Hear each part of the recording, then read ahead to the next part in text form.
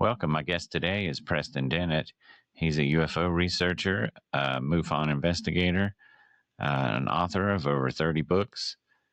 He's been on numerous radio shows such as Coast to Coast, and his YouTube channel, which I encourage you to visit, is probably the biggest repository of original source stories about people's encounters with UFOs and the beings associated with them. If you enjoy the conversation, like and subscribe. And without further ado, here's Preston Dennett. Hey, Preston, thank you for being with me.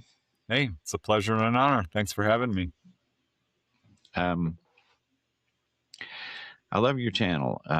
Your YouTube channel, I was saying in the intro, is probably maybe the best repository for original source material, like accounts and first-person accounts of people's experiences with UFOs, and not only sightings, but onboard encounters and all the beings that are associated with those. I guess my first question would be, since you've gone through so many, and being a MUFON investigator and all these reports that you talk about that are historical, that go all the way back to the earlier part of the 20th century. Over time, what are some things that you've seen change?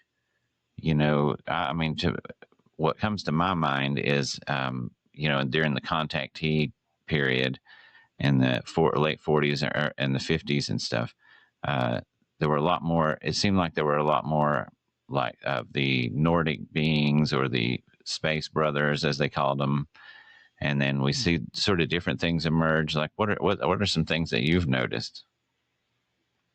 No, that's a good question, because this is still a relatively new subject in terms of really being seriously studied.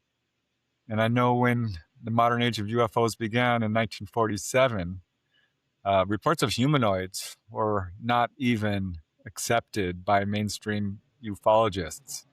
They discounted them, as well as reports of UFO crash retrievals.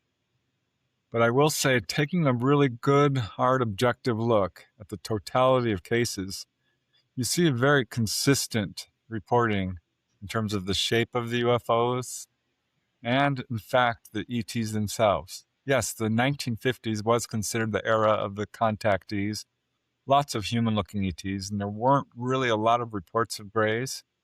We now do have historical cases reaching back to about the 1920s of gray ETs, and probably before that. What I think happened, honestly, was when the Betty and Barney Hill case became publicized, that really shifted attention to the grays, because the wide publicity of that case prompted a lot more people to come forward. Like Whitley Strieber as well, his book Communion really woke up a lot of people. And so the media really focused a lot on grays. I don't know that the contactee era ever ended. I think it was largely pushed underground by the media, which was very much fear-based and kind of liked these lurid, scary stories. Because in my own files, I will say mostly grays. They do dominate the number of reports, 50, 60, maybe even up to 70%. Wow. That term grays loosely, because there's a variation there, certainly. Oh, yeah.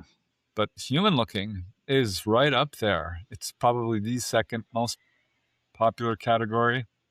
And if you take a look at it, they're basically humanoids of all kinds. And it's very consistent in terms of the types of entities people are seeing and the craft themselves. And we have historical accounts reaching back to ancient times, Roman times even, of classic UFOs. So a lot of it is our own culture and how we perceive it and accept it and publicize it. It seems like there's some shifting perception going on here. I've heard people. Consistent. I'm sorry. Yeah. Yeah, I've heard people say that when they talk about grays, you know how there are these variations between them and stuff, and um, you can really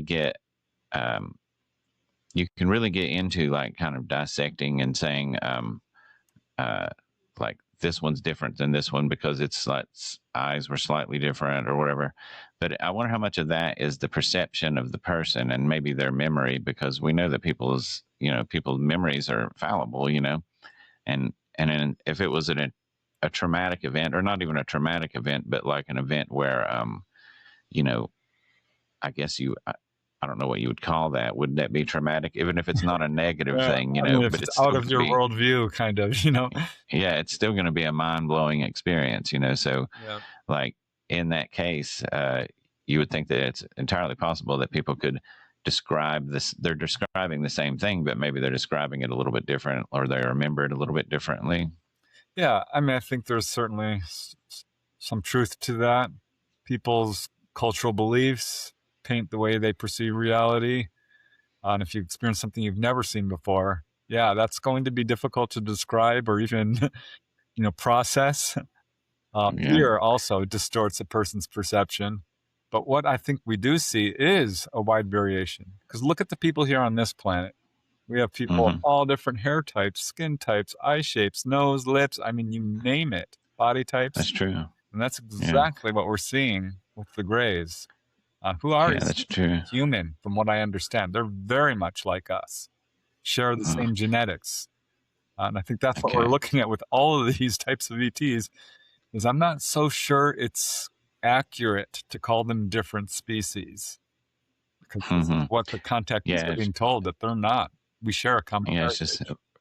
for lack of a better word, I guess sometimes, but that totally makes sense that there would be, that there would be variation amongst them. I don't know why people always like kind of assume that they're all going to be carbon copies of one another.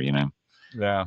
Um, and but some of the beings, like really the people that uh, are the ones that people encounter, are some of my favorite, like things. I really try to wonder.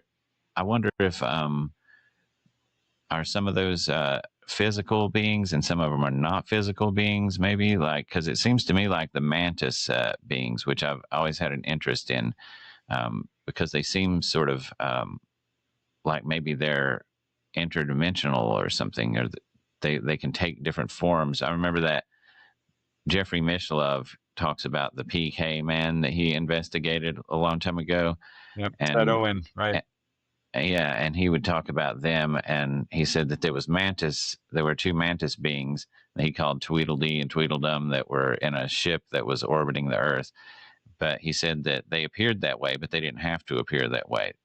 And so that makes me think that if they're able to shapeshift like that, maybe they're not the same type of physical that we think of. I think they are, honestly, and I've really thought hard about this. We have so many reports of these mantid beings that I think we can safely conclude that that is what they look like. Same with grays and human looking and all the different variations. Mm-hmm. People are like, are they interdimensional? Well, yes, I think you can say that that's probably accurate in a way, but that doesn't preclude them being extraterrestrial, biological, physical beings like us, because we ourselves have interdimensional aspects. I think all entities do. We have, a soul that survives death and so forth. Mm-hmm. And people who are incredibly psychically or spiritually advanced report all kinds of events that we see among ETs, such as teleportation or walking through walls or invisibility or levitation or all of these things. That is something we can do ourselves. But I think the ETs have a very advanced understanding of these abilities and are able to travel interdimensionally much more easily, perhaps, than the vast majority of us. So I think, yeah, you can call them interdimensional, and that would be accurate. But it's, again, doesn't mean they're not physical beings like us, because by all accounts, they are. People touch them, you can feel them. People are taken on board, and they're not in their rooms. You know what I mean? Mm-hmm. Not where they're supposed to be. They're somewhere. So Yeah, well, that's something I hadn't thought of, that they could be they could actually be masters of astral travel, and maybe they don't even have to leave their planet to visit, or they're somewhere docked outside of off of Earth, and they when they're doing these things like walking through walls or something, that's really like their astral self. I don't know that even that. I mean, yeah, I think that there are cases of that for sure, but I think that they've mastered the ability to permeate matter in a way, and can travel the vast interstellar distances literally in moments. So they don't need to park a craft outside of Earth to come here. They can come from their star system, because there are people who report being taken to other planets. Oh yeah, there's plenty of them. Yeah, especially in the 50s and the 60s. You had people like was the guy that he was taken to Lanulos, that was from West Virginia. Woody Derenberger. Yeah, Derenberger. Yeah, and then there's of course like in the contactee sort of the sort of religious movements that got built around contactees. There were a lot of those that were taken to other places, and like including like Rael in the 70s. Right. The contactee era is interesting. George Adamski was probably the most famous, and I think that some of his stuff is a little questionable. His early encounters were viewed by others, so I think something did happen to him. But someone like Daniel Fry, he was a rocket scientist. I think his case is legit. Truman Bethram, Howard Menger.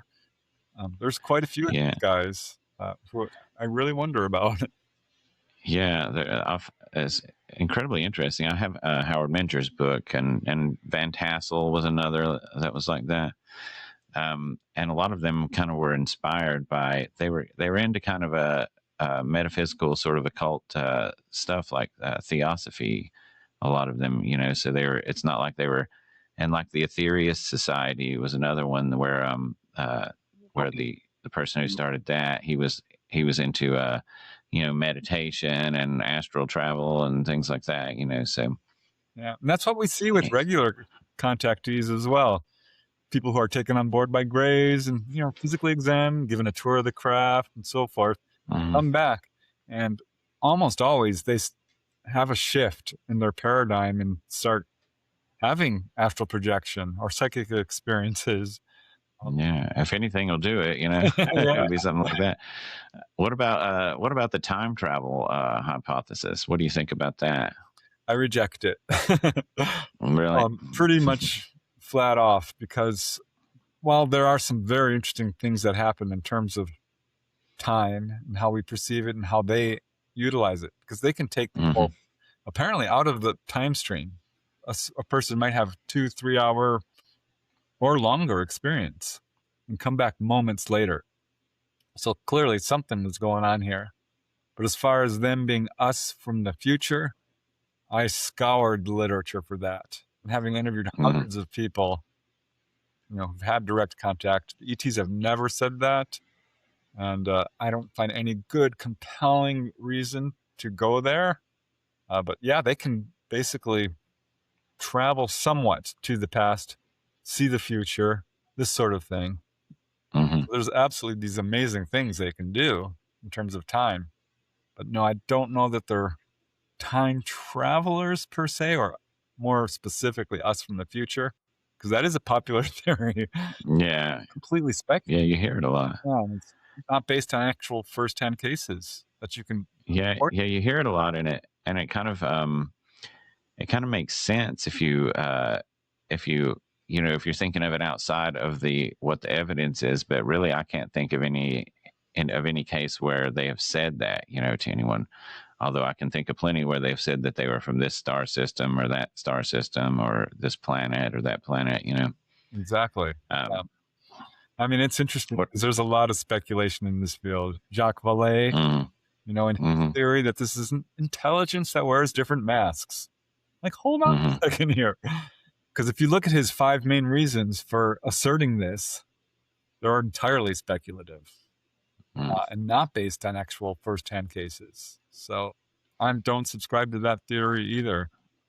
Yeah, I find that one kind of interesting that they're, I guess the aspect of it that I think is that kind of I groove with, if you will, is that like, you know, that throughout time and different cultures and things that maybe this appears to people in different ways, you know, that it's your, in other words, it's your filtered, your cultural filter system or whatever that's causing it to appear in a different way to you. I think that part of what he says, I agree with. Yeah, I think that's much more likely. You know, that's, you know, in the past, people would perceive these events as angelic, perhaps, or spiritual, because they didn't have that, you know, paradigm of, you know, people from other worlds. But, you know, it's confusing because I think there's a lot going on here. We have ETs certainly coming down in metallic craft that burn the soil and make magnetic anomalies and appear on radar. But there's these reports of little people in every culture, fairies, gnomes, and so forth, dwarves, and you name it, who do appear to be 100% genuine, but different. You know, they have some commonalities, certainly, but generally they've got a sort of pattern of manifestation, so to speak, that is different from your average ET encounter. I think we do have little people who are probably better termed interdimensional or crypto-terrestrials, if you want to use that term. Yeah. So you just don't agree. You just don't agree with him conflating those two things, and you know, Exactly. you're saying that there are multiple things going on, and not just one thing that you can put all under the umbrella of these sort of trickster beings Yeah. of the past. We love like to elves do, and, you know, we love to label things and try and give them names, but just because there's commonalities doesn't mean they're the same thing. What about the physical crafts like the nuts and bolts and the crash retrievals and things? What do you think about those? As far as there's so many that have over the years, you know, that it seems like there's like tons of them. You know, why would they be doing that? Why would they be crashing all the time? Yeah, I think there's a lot more than we hear about because we know there is a cover up. This is not, you know, speculative by any means. It's demonstrable. And there does appear to be far more than just, of course, the famous Roswell crash or Aztec or Paradise Valley or the many others you can list that are fairly well known. I think this is a good argument for the extraterrestrial explanation.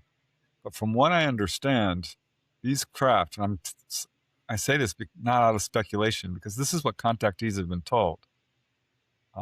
These craft operate by basically harnessing our gravitational magnetic field lines of this planet. This is how they travel around the planet, not perhaps interstellar distances, which is a different method. But this is, you know, why you see them wavering, having a falling leaf motion and darting around, because they are grabbing onto those gravitational field lines and using them to maneuver. Now, if you look at our planet from a scientific perspective, and what we know about the gravitational field lines is they are very mercurial. They are very unstable, more so especially recently due to solar activity, you know, coronal mass ejections and so forth. So what we're looking at, I think, is accidents. As you know, yes, they're very advanced, but nobody's perfect. And it's also, I think, important to understand that there's a lot more activity going on than most people might think. And the reason I say that is because if you go to like NUFORC, the National UFO Reporting Center, or MUFON, Mutual UFO Network, and look at their reporting centers, 10, 20 reports per day. Now, and any UFO researcher will confirm this, most people don't report. They just don't report. You're generous if you say 1 in 50. I think it's probably closer to 1 in 100. So if they're getting 20 reports a day, well, that's what, you know, 2,000? Yeah. That's a lot of activity. So I think that's another reason. But yeah, it is kind of an enigma. I think we have enough whistleblower reports to say for sure that this has happened and that our governments do have these craft and are reverse engineering them. back to beings for a second, because I wanted to ask you, what do you think of the ones that are like these sort of one-off type of things, like you really never hear about again, and maybe it's just a lack of information. I just haven't heard about them because I've not seen that many reports, but like something like that comes to mind would be the 1973 Pascagoula abduction. So you have the beings that sort of had the leathery, wrinkled skin and the lobster-like claws and the protuberances coming out of their head, and that's not something that you see described. I mean, I don't know of any other instances, but there might be some. But what do you think of those like unusual ones that are just sort of outliers that aren't your grays? It's not your mantid beings or your Nordic. Yeah, I think there's a couple of things going on. I like that case. It's a good one to bring up because it's so well verified. Mm-hmm. Irina Scott and Philip Mantle put out a new book on that case, and it's 100% legitimate. There's outside witnesses, and a lot of them who saw that take place. But I think probably part of what's going on here is that both those witnesses were in extreme fear when they saw that. And I think it's hard to unpack. It really is. Perhaps those were costumes, you know what I mean? Yeah. Uniforms or spacesuits, so to speak. When I see reports that are completely unique, I put them on the back burner. I always think maybe like, is that some sort of, or did they just stop by? They just never stayed for a prolonged, interaction or something? It's possible. It's a big, wide universe. Not everyone's going to visit Earth repeatedly over and over. Grays appear to be our main, people who come here. Yeah. So we see them a lot. But yeah, perhaps they were just an unusual ethnicity, so to speak, or had some, or wore those uniforms for some particular reason. Yeah. And what about the thing about that you hear about a lot with crashes, where it's I think Jacques Vallée is one that says this a lot too, that it's some sort of donation maybe for us to jog our minds, or maybe to give it to us so we can try to crack the puzzle of what kind of technology it is. I'm sorry, you broke up quite a bit there. I'm sorry. I was saying maybe there's when Jacques Vallée is one of the people that talks about crashes as possibly being like some of them, at least, as being sort of donations. Do you know what I'm talking about? I do. Where he says that maybe this is here's a puzzle for you to solve, or here's an enigma to get your mind out of its paradigm that it's in. Yeah, I don't buy it. I don't think we have any good evidence to support that scenario. It's, again, entirely speculative. I encourage certainly people not to speculate and stick to the facts as much as we can, because I'm coming from a contactee perspective, having interviewed a lot of people. This is really where I put most of my research. So I think everything we can really know and trust about these beings comes from that source. And I have never heard that, not once. I've heard the opposite. There's this famous rumor, and I think it's honestly disinformation, that ETs traded technology to allow, quote, abductions. I don't use that word normally. I call them onboard abductions to take place. Supposedly with the Edwards Air Force Base meeting in 1954 in California. No. I think that's flat out disinformation. I've tracked it to its source. I don't believe it for 1 second. ETs would never in a million years gift us with technology, knowing that we are incredibly violent, very aggressive, weaponized. It's like giving a baby a pack of matches type of thing. Yeah. And the number one, I want to underline this, because the number one message people will get when they're taken on board, and they're not panicking, when they actually can communicate, because they will communicate with you.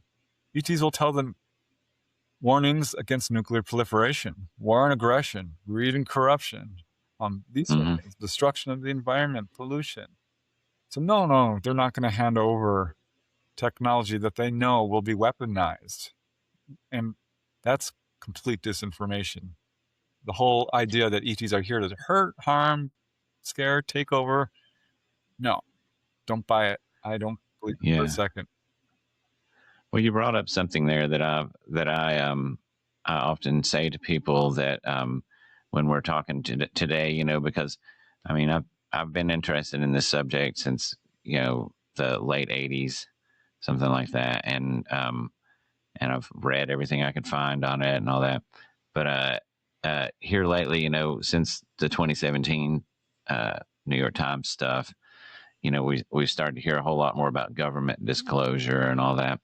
And I often say to people that, like, I think that the people who have had the encounters, like if you take their, if you can amass that data, which is what you do, you know, you just amass all of the data of all the people's encounters, and if you just look at that and you see the commonalities in them, and that will tell you more than the government, I think, can tell you, because I don't think that the government knows more. You know, they may have some things in their possession or whatever, like some crash material or some bodies or something like that. But uh, as far as the beings and their intent, you know, what they're here for, things like that, I don't think that they know any more than we know. I don't know. What I do believe to be true is that they do take the subject very seriously and have put forth an enormous amount of time, money, and energy to study it, and do have the craft in the bodies. And I think they probably do know who these guys are, perhaps more certainly than the average person here on this planet. But I don't trust them. I do not trust them to release valid information on the subject. They've lied from day one. They're still lying. They're not being truthful and transparent. They refuse to admit to the truth about Roswell or Malmstrom or the flyover at the Capitol. That's what I guess that's what I'm saying is, like, who's more trustworthy, you know, insofar as their accounts, you know, of what's going on. Are you going to believe the government, or are you going to believe, you know, thousands of reports of people who didn't, and a lot of those people actually have something to lose, you know, that by reporting it, whereas you know. Yeah, the ETs have done disclosure. There's over 1 million. There's millions of documented cases. There's been wave after wave after wave of sighting. They visited pretty much every single location on this planet. And I can prove that, demonstrably prove it. So they have done their part. And our governments, I should say, have been very vigorously covering this up and steering a fear narrative. And ultimately, I think it comes down to greed, power, control. They have these craft. What people are seeing is not ET right now. From what I understand, and I'm saying this from the contactee perspective again, they're not even here now, ETs, because our fields are so unstable. And our governments this is one of the reasons behind the cover-up, because they have this technology. And they're going to try to pull a fast one on all of humanity with this, quote, false flag that we keep hearing about. This is very important information that everyone on Earth deserves to know, because our governments, and I hate to say it, but it's their own fault. They dug their own grave. They are not treating humanity correctly. They are unethical. Our governments are not okay. That's I should say. That's similar to what I think I've heard Stephen Greer say something similar to that, to where you know, where he believes that most of what people are seeing right now, the vast majority is reverse engineered craft, or just some sort of secret projects, you know. Yeah, if you get, but you're saying they're not even here because of the instability of the sun, or something. Is that what you're saying? Correct, and you can look this up on, you know, Ben Davidson has a website or channel called Space Weather Observers.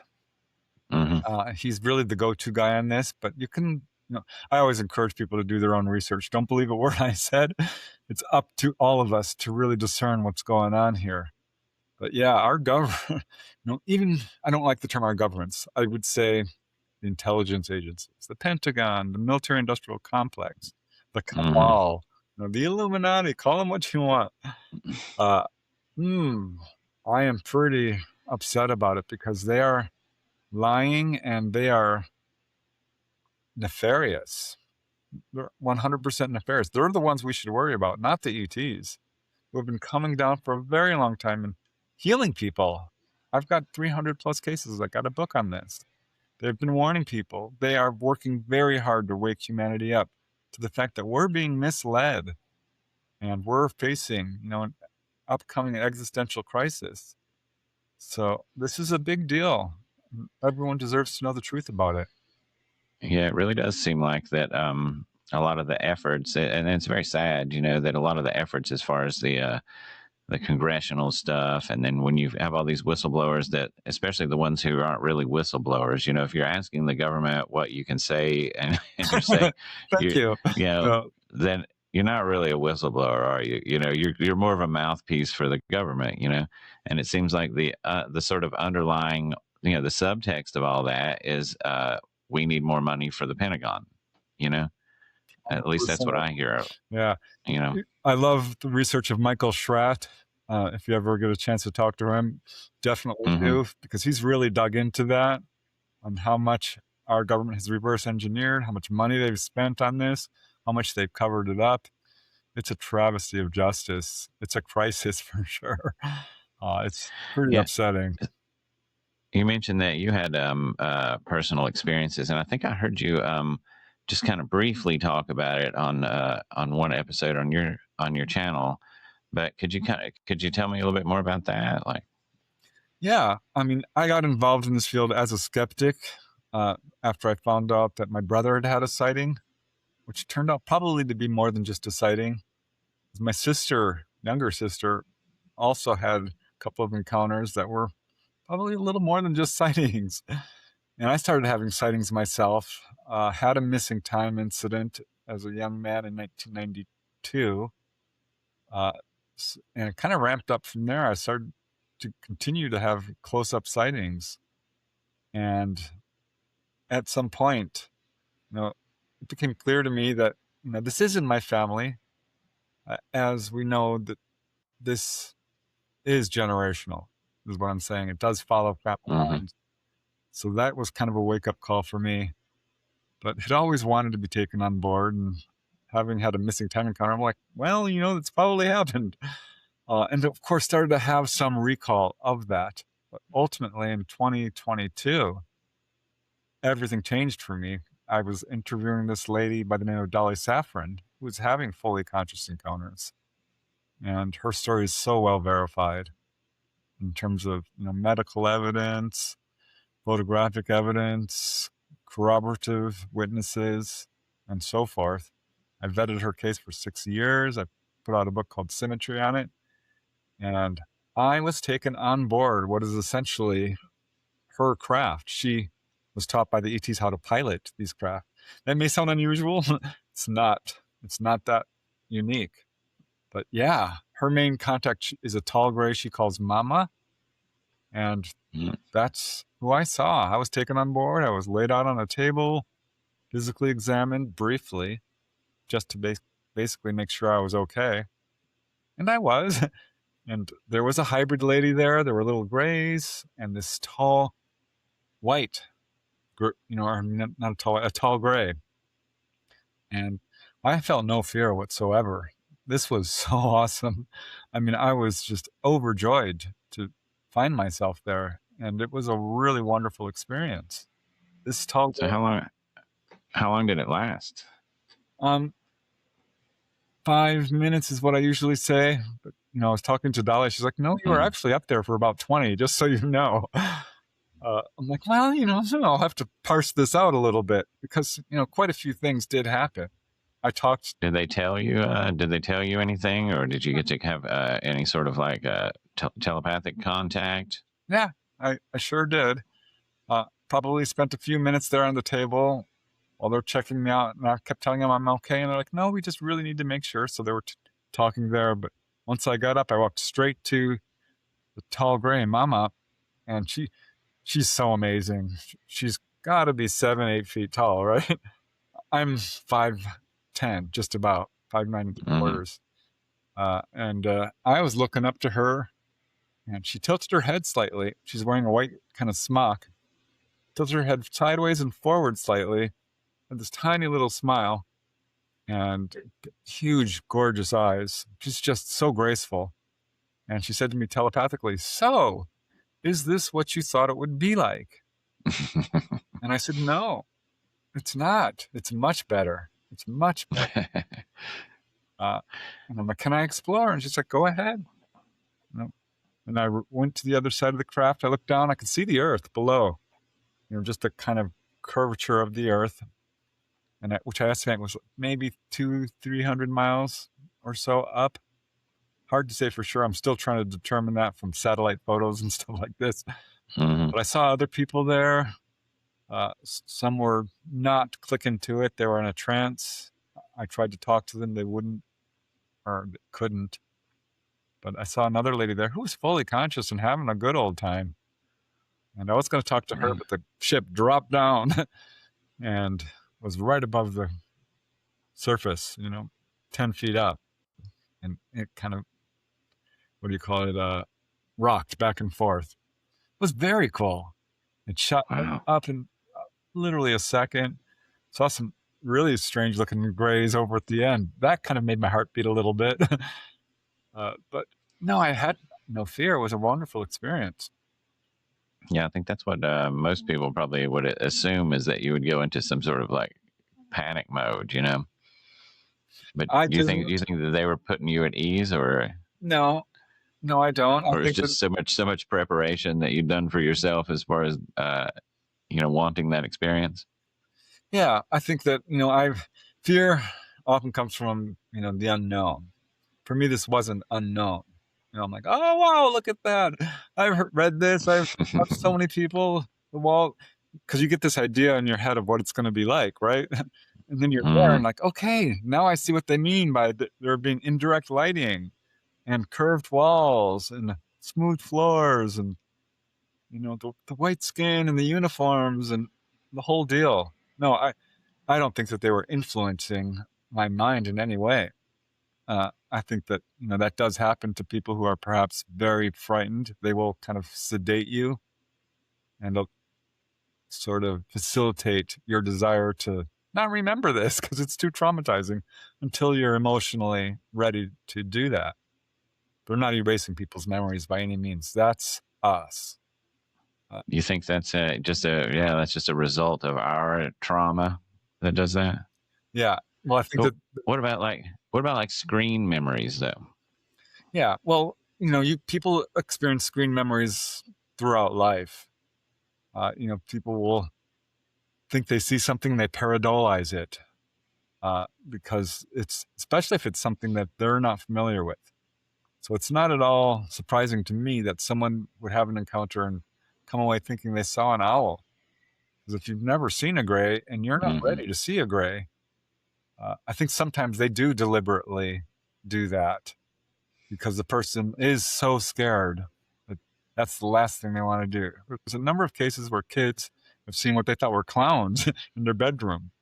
I wrote a whole article about this, or a chapter in one of my books. So I think that does happen. Screen memories are a thing, but it's a two-way street. We bear some responsibility for this.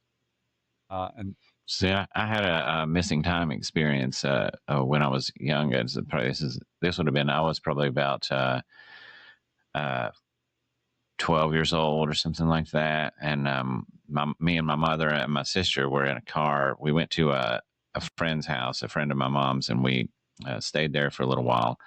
And this is in the town that we lived in, and it wasn't too far, just a couple of miles from where we lived.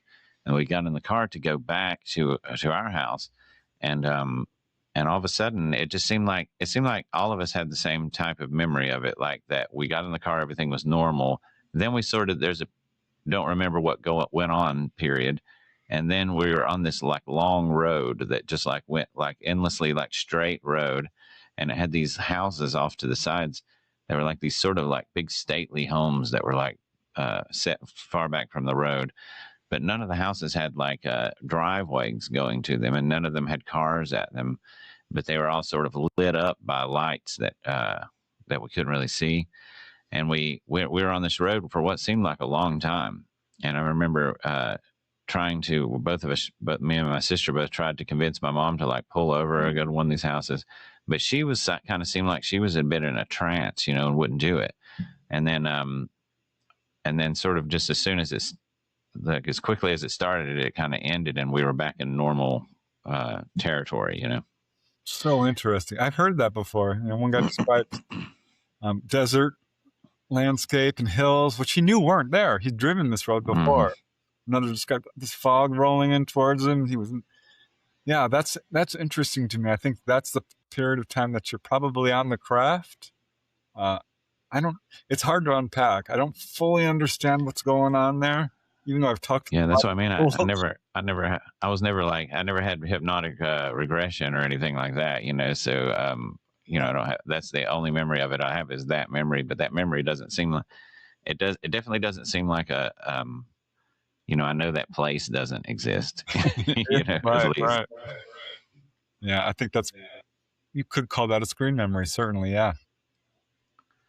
Yeah. Another one of my favorite things that you do on your YouTube channel is because you kind of alluded to this a little bit earlier, that you could find cases anywhere, and I love where you have that sort of challenge where it's give me your hometown and I'll find you a number of cases that happened in your hometown. Yeah, I'm loving that, but it takes an enormous amount of research, because sometimes people will give me a little tiny town of 1,000 people up in the Arctic Circle or something. I managed to find one there, by the way. I'm still batting 100%.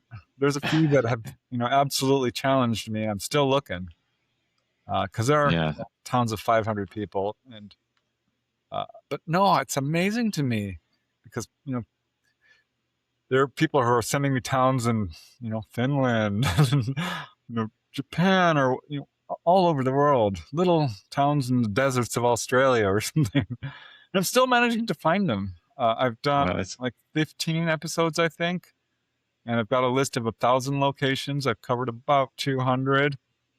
Wow, it's a lot amazing. Of fun, because what this shows me is that, one, UFO encounters are far more common than most people give credit for, because if this is true, they're everywhere, and we know that most people don't report. There's got to be well beyond millions of cases. Yeah, it just seems to me like, just from my experience, at least, my wife and I run a conference that we do every year, and we started in Withville. It was called Withville UFO Fest, and now it's now we've changed the location, and we're doing it a little bit differently now. But we've, just from doing that, for however many years we've done it now, like 5 years, I've just talked to so many people, and there's so many people that just come up to us, and they will tell you a story, and when they tell that story in person, they've never told it before, or they'll say, just because they're there and they're at this event, then it feels like that they're all of a sudden this is something I've never told anybody. Now I feel like this is a safe place to tell it, where I'm not going to get ridiculed for it. And so we hear so many stories, and then it really does make you think that it's so prevalent, it's like if we really knew the numbers of people, not only now, but throughout history, because like you said, you can go back, to as far as you want to go back, really, and find UFO stories, Yeah, J. Allen Hynek, he was quoted as saying 1 in 40 people have been on board a UFO. I heard that early in my research. I'm like, no way. I would know people, which of course I did. And the Roper organization, a polling organization, found 1 in 50. And I've talked to contactees who've been told by the ETs that basically everyone has had some level of contact and are certainly known by the ETs. So yeah, I think that contact is far more prevalent than certainly even within the UFO community people think.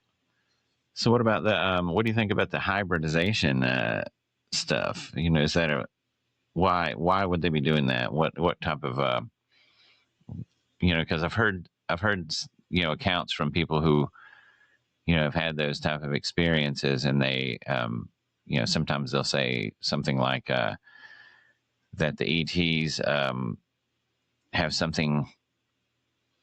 They're trying to like get genes to make themselves more resilient or something like that. But I don't know. What do you think from all the things you've read? Yeah, I've certainly read that and heard that directly from people. I think there's something to it. There's no doubt it's taking place. And again, when people say grays, well, they're essentially human, but have suffered some genetic damage. So I think that's partly what's going on here. They do travel in space, and the gamma radiation is a big deal. And we ourselves are suffering from this. And that's one of the main reasons I think people are taken on board, is to uphold their genetics. This is why they're following certain genetic lines. So they're kind of passing the genes back and forth to reinvigorate, it might be a good word, or upgrade, though I'm careful to use that one because I don't think they're doing any experiments or anything like that. I think it's just a matter of upholding genetics in a healthy way. We know they're collecting genetics from all the life on this planet, from plants to animals to certainly humans. And I think to protect them, honestly, because if we are facing an existential crisis and humanity is going to survive it, thanks to the ETs. There's no doubt it's taking place. I got a case right in the beginning from a lady I worked with involving the hybrid baby thing. So I have no doubt it's real. And I don't see anything nefarious about it. I know it's a very controversial aspect of this, but the people I've talked to, the ladies in particular, but it happens with men too, equal amount.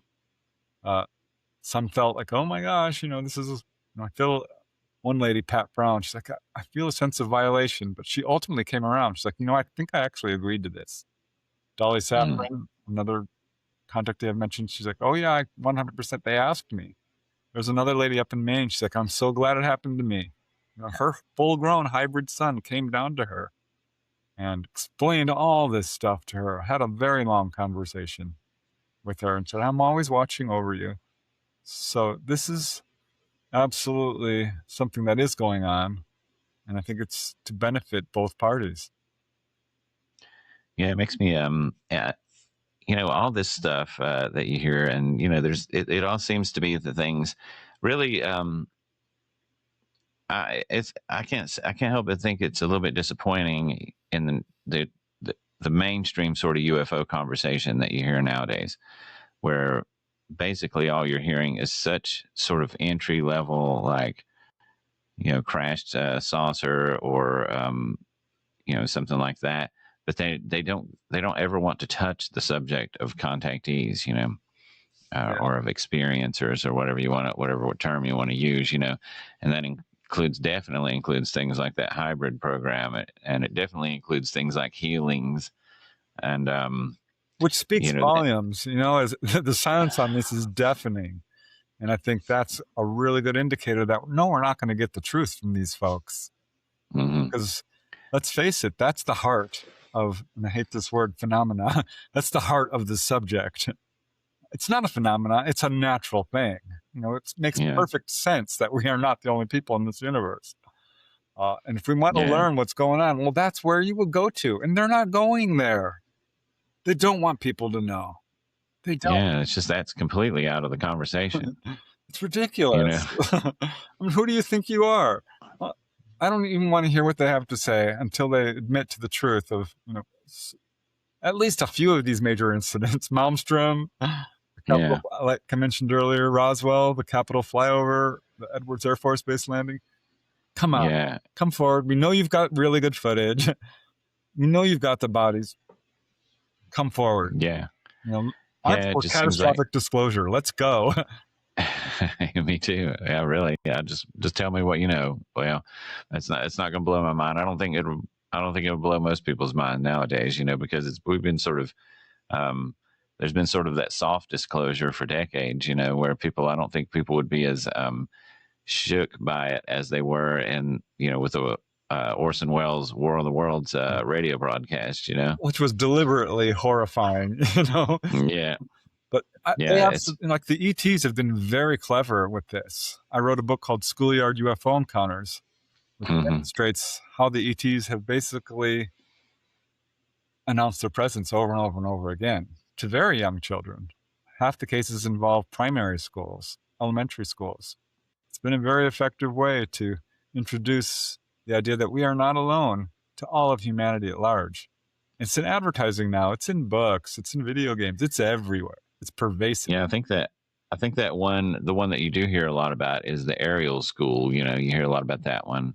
Love that nowadays. Yeah.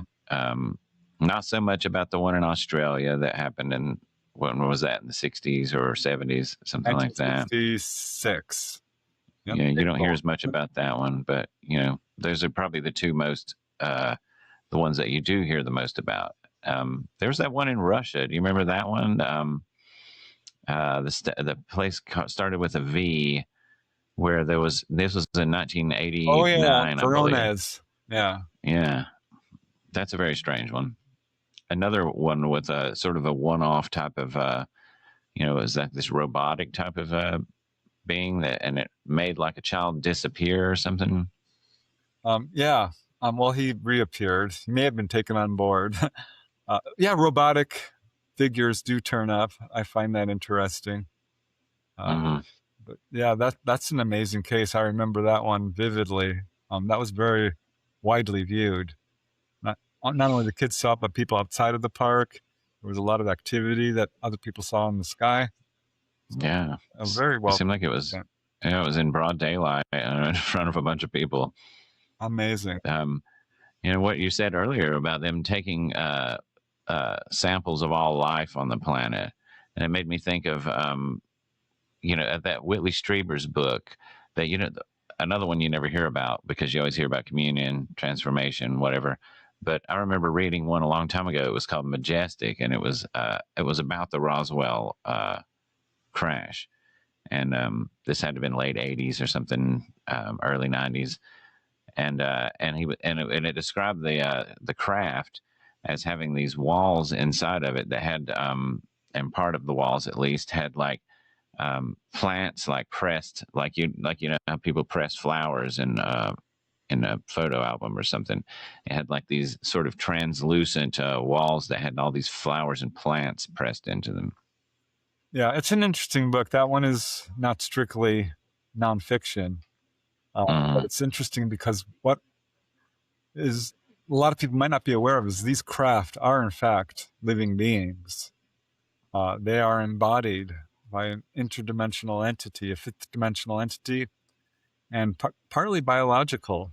And they're so advanced that when someone's taken on board, they might dress up that craft in a way to sort of make this person comfortable. So people have gone on board and seen carpet or a doctor's office or TVs or sofas or doctor's office wouldn't make me very comfortable. No, but it does happen. And yeah, people have seen forests on board and this sort of thing. So yeah, and then the distortion of space where people go on board and like it'll be really huge, whereas it looks like it's 30 feet or something when you're on the outside of it. Yeah, that's just fascinating to me because that shows makes me think of that one. What was that one where the guy came? He was hunting, and then when he went on board, there were all these elk on board. Carl Higdon, yeah.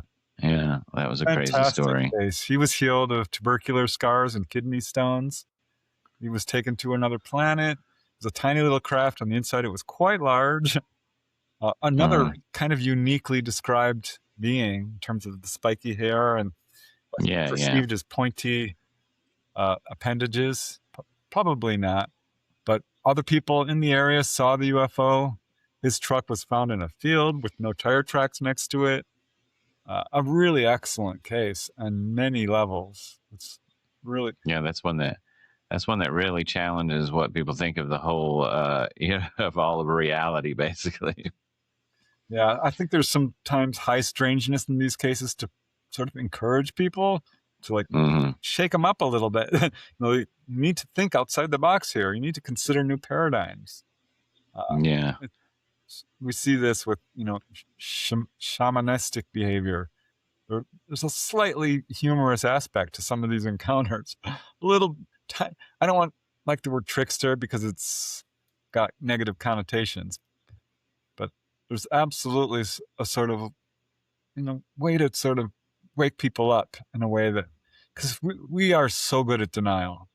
People go through their entire lives and suddenly realize they're a contactee. And they're in midlife. Mm-hmm. Usually that's when the ETs will come down and like, okay, it's time to wake this person up in a real way. So yeah, there is that aspect to it, which I find super fascinating.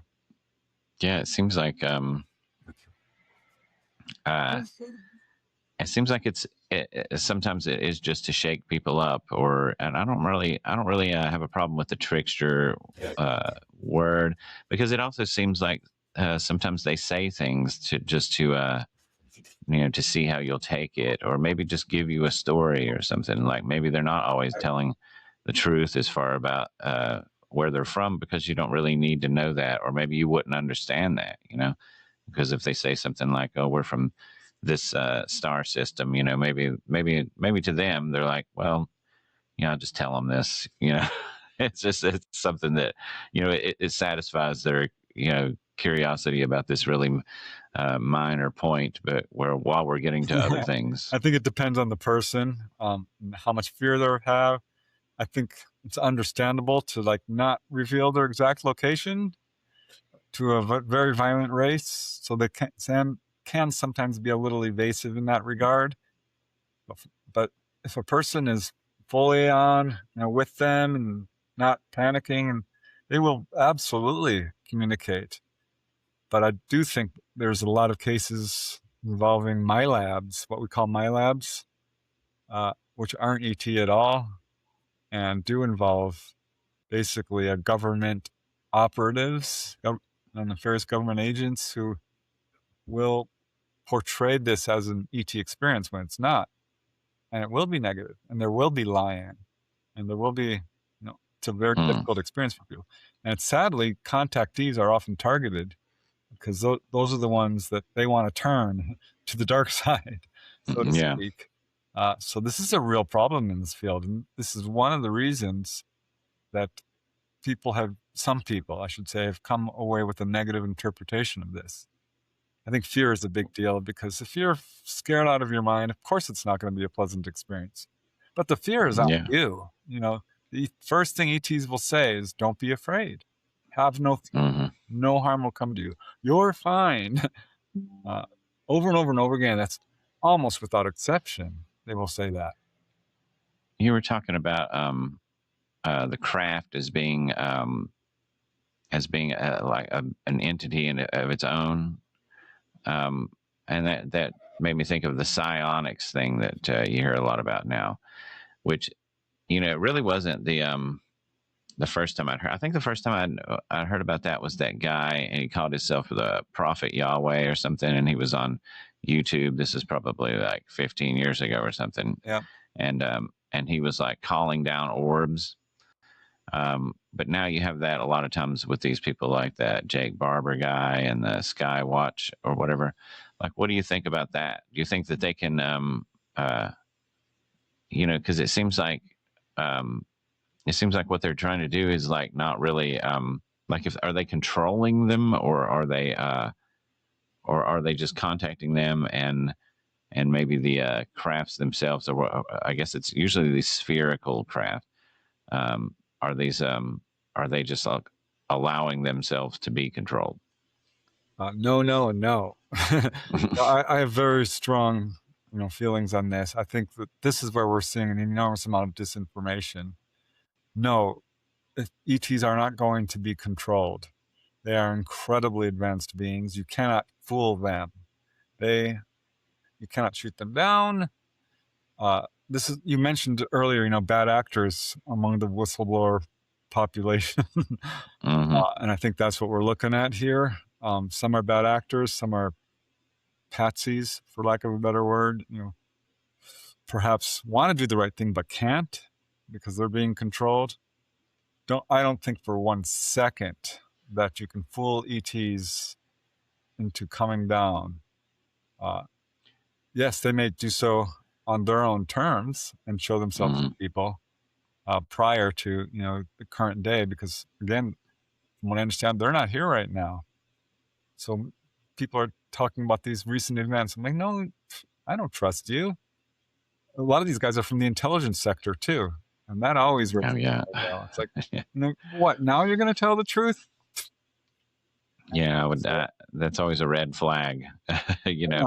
Not that there are actual whistleblowers out there, but let's face it, if you were an honest to God whistleblower who had information that our governments did not want out, you're not going to be able to get this information out. You are not going to be put before a press conference. No, you're not going to be on podcasts and things. Yeah. You're not going to be like, you're not going to be writing books and be on podcasts and doing speaking tours and stuff that are, and going on there and like, there are particular ones I'm thinking about, that say, how they run everything by the government. They have to run everything by the government before they say it. And I can't say this and I can't say that. And it's like, I'm not saying that you might not have any information, but it does seem like that, the way that you're releasing the information and the specific information that you're releasing, it really seems like if that narrative is controlled by the government, then it's just not trustworthy. Like we were talking about, it's not, because this is a government that has a history of, decades and decades of not only ridiculing and humiliating people, but even going as far as like, with like Richard Doty, or the way he did that guy. And, well, he's a self-admitted disinformant. Is he telling the truth now? I don't know. I think you can kind of categorize these people into 3 different categories. Ones who are genuine whistleblowers, who are playing a very dangerous game, risking their lives, their reputation, the families' lives, trying to get this truth out. I would put Bob Lazar in that category. I think he's legit. My opinion, based on a number of reasons. And then I think there's others who really do want the truth out, but have been basically threatened and said, this is what you can say, this is what you can't. We're controlling the narrative, not you. Yes, you're a part of the military-industrial complex, and you are going to play, or else. And then I think there are others who are completely bad actors, who are 100% agents, going out there and spreading lies, who are awful people. Shame on them. They're on the wrong side of history. So that's the 3 main categories. I'm sure there's bleed-throughs here and there, but that's what I'm seeing, I think, in terms of disclosure right now, that the vast majority of the people who are going before Congress are not the first category, Bob Lazar types, genuine, honest-to-God whistleblowers who really want information out, but the other kind, ones who are sanctioned and ones who are bad actors. Yeah. I think they're mostly maybe that middle, the people who maybe they have good intentions, but they're definitely not able to do, they're sort of being used by the government. Yep. 100%. It's such a shame. Our governments have bungled this so badly for so long. I think disclosure will happen for one simple reason. This is a true subject. This is happening. And you can hide the truth. You can distort it. You can lie about it. You can ignore it. You can do all kinds of things with it, but you will never destroy it. And one way or another, it's just going to collapse under the weight of its own lies, the cover-up.